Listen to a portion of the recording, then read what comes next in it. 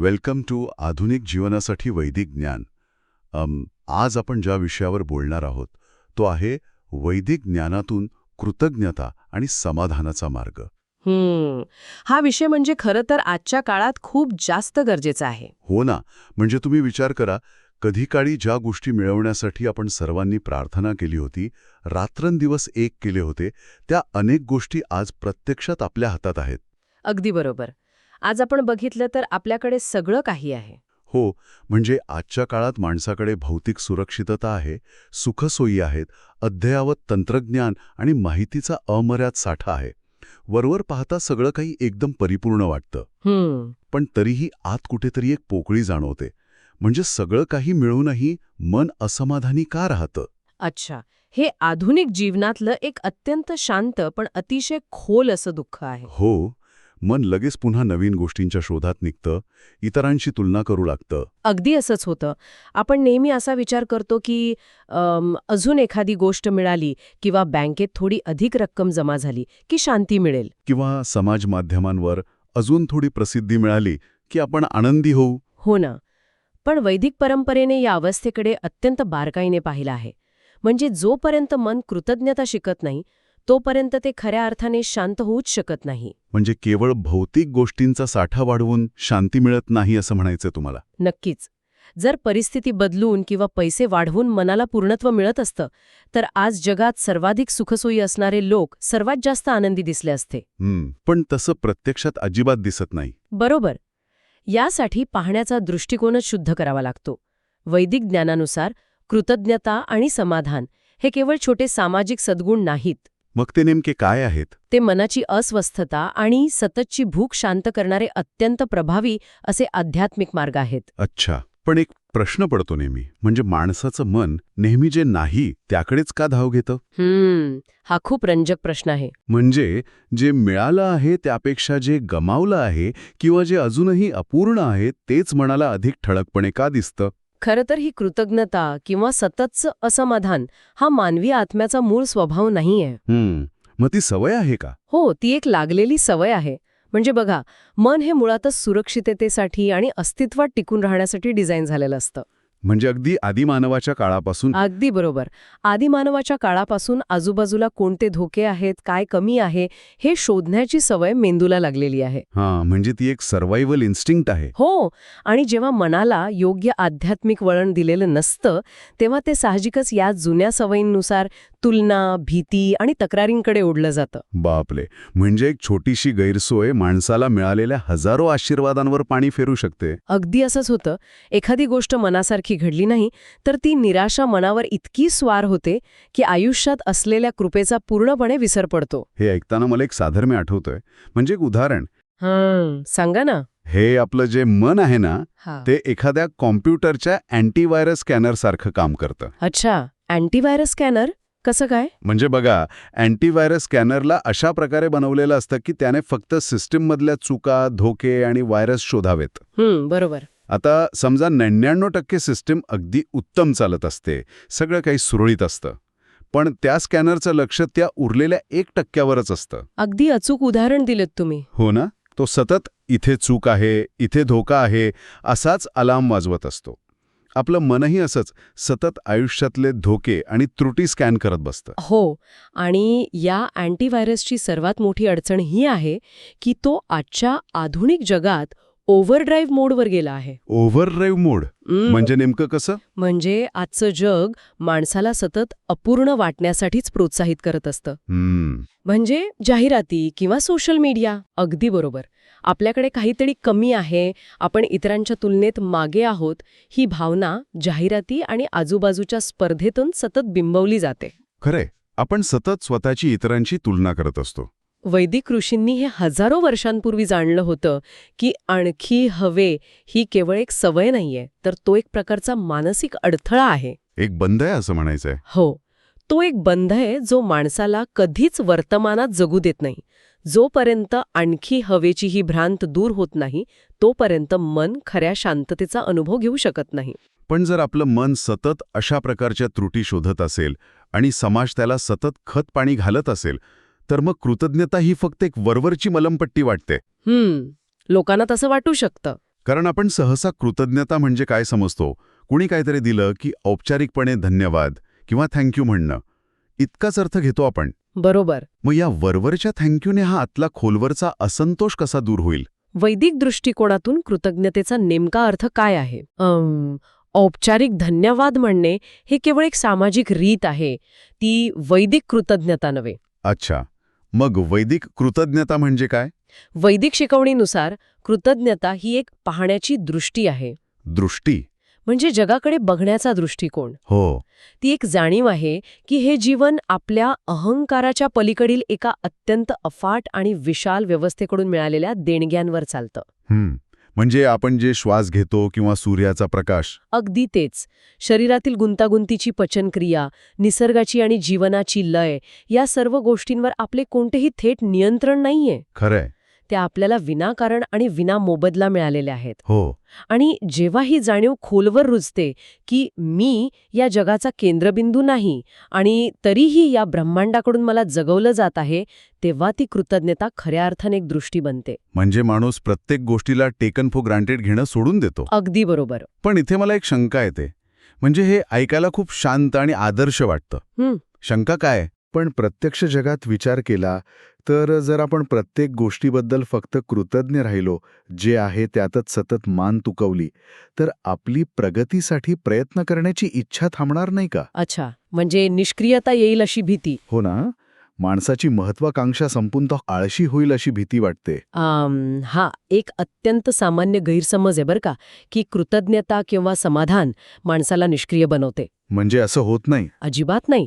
कृतज्ञता माणसाला मला हे मिळायलाच हवं या मालकी हक्काच्या म्हणजे एन्टायटलमेंट भावनेतून बाहेर काढते. आणि मग ती आपल्याला नम्रतेकडे घेऊन जाते. कृतज्ञतेमुळे दृष्टी शुद्ध होते.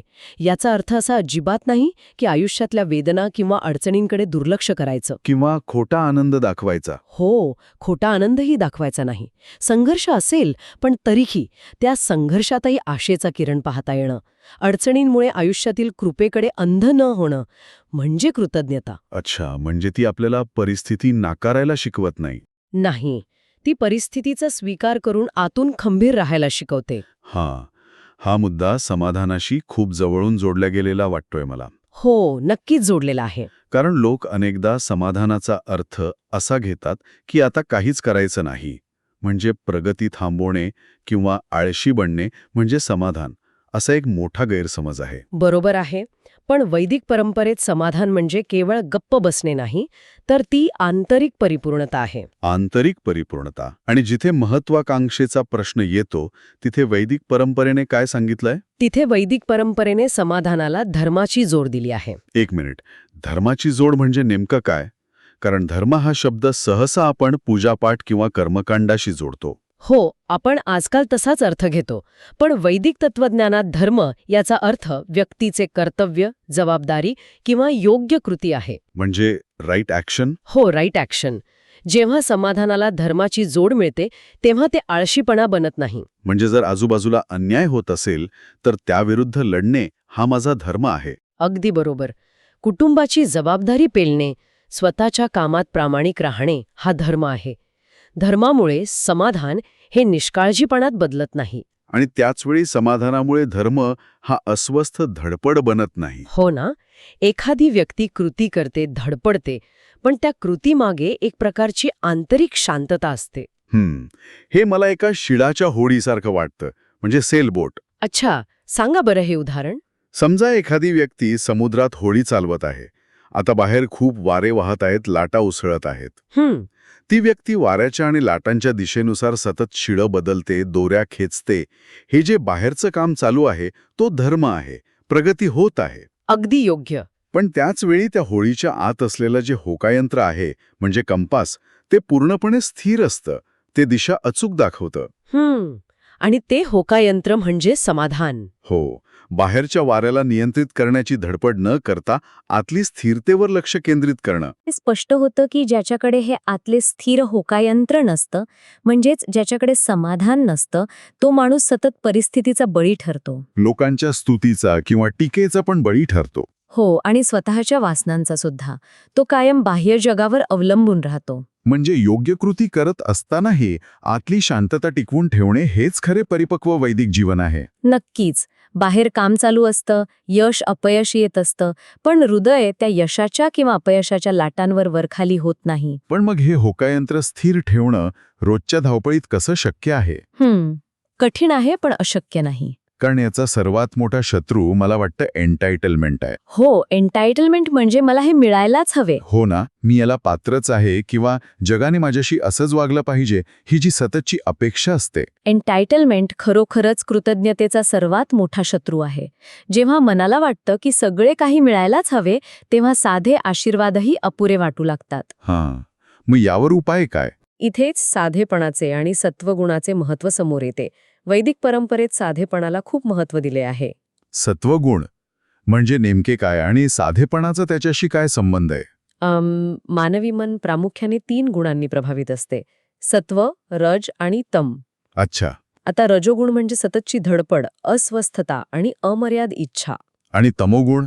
तमोगुण म्हणजे आळस, अज्ञान किंवा जडत्व. मग सत्वगुण म्हणजे काय? सत्वगुण म्हणजे मनाची अशी अवस्था जिथे पारदर्शकता, शुद्धता आणि शांतता असते. अच्छा, पण आजच्या जगात तर खूप गोंधळ आहे. हो ना, आजच्या जगात जिथे सतत कोलाहल आहे, माहितीचा भडीमार आहे आणि नवीन गोष्टींची हाव आहे, तिथे रजोगुण प्रचंड वाढतो आणि मन थकून जातं. म्हणजे सततच्या अतिउत्तेजनेमुळे कृतज्ञता टिकणे कठीण असते. बरोबर. जेव्हा भौतिक ओझे कमी केले जाते, साधेपणा स्वीकारला जातो, तेव्हा मनावरचा ताण कमी होऊन सत्वगुण वाढतो. आणि या रिकाम्या जागेतच खरी कृतज्ञता अनुभवण्यासाठी जागा निर्माण होते असं म्हणायचंय तुम्हाला. अगदी बरोबर. पण हे साध्या आणि सुरळीत आयुष्यात शक्य आहे. पण जेव्हा खरोखरच एखादं मोठं संकट कोसळतं तेव्हा काय? म्हणजे अडचणीच्या काळात. हो, समजा एखादं जवळचं माणूस गमावण्याचं दुःख असतं किंवा मोठं आर्थिक नुकसान होतं, तेव्हा ही कृतज्ञतेची दृष्टी टिकवणं केवळ अशक्यच नाही, तर थोडं खोटं आणि बळजबरीचं वाटू शकतं. हा अत्यंत नाजूक आणि खोल मुद्दा आहे. मग दुःखात कृतज्ञ कसं राहायचं? वैदिक ज्ञान कधीही खोटा आनंद दाखवायला सांगत नाही.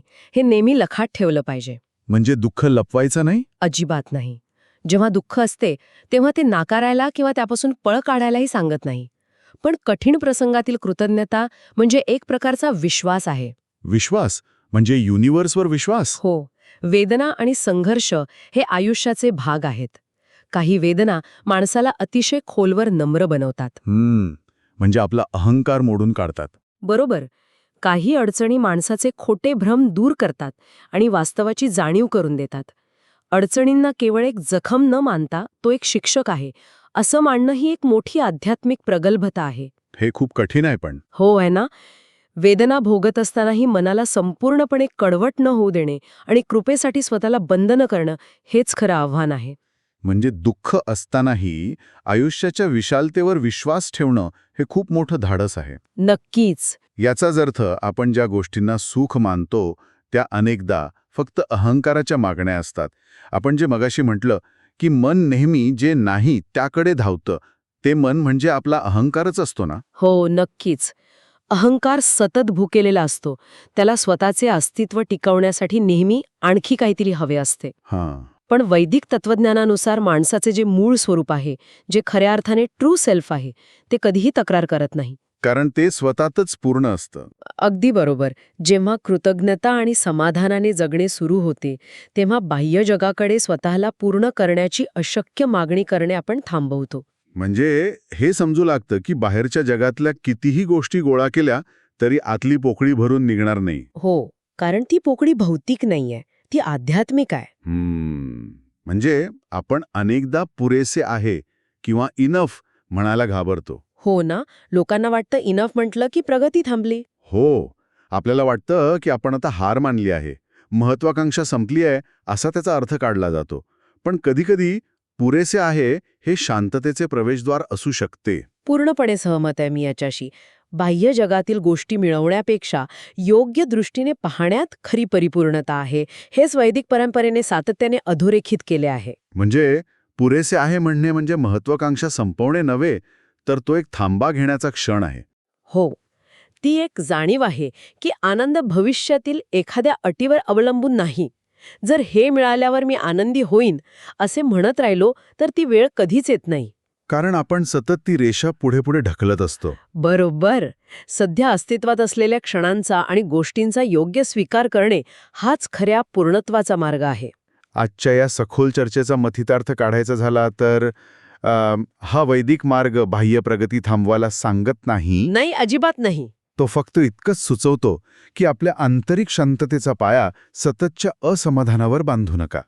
आपण दररोज अशा किती गोष्टींकडे दुर्लक्ष करत आहोत ज्या खऱ्या अर्थाने आशीर्वाद आहेत. खरंय, आपण हे ओळखायला हवं.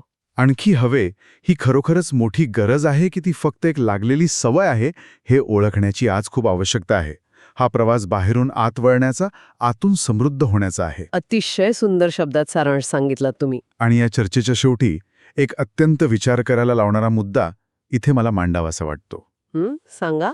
आपण नेहमीच असा विचार करतो की जेव्हा मला अमुक एक गोष्ट मिळेल, अमुक एक पद मिळेल, तेव्हा मी खऱ्या अर्थाने आनंदी होईन. हो, आपण सगळेच असं म्हणतो. पण विचार करा, ज्या एका गोष्टीची आपण आनंदी होण्यासाठी वाट पाहत आहोत, तीच गोष्ट कदाचित आज, आत्ता, याच क्षणी आपल्याला आनंदी होण्यापासून रोखत असेल तर? बापरे, हा खरंच खूप विचार करायला लावणारा प्रश्न आहे. हो ना?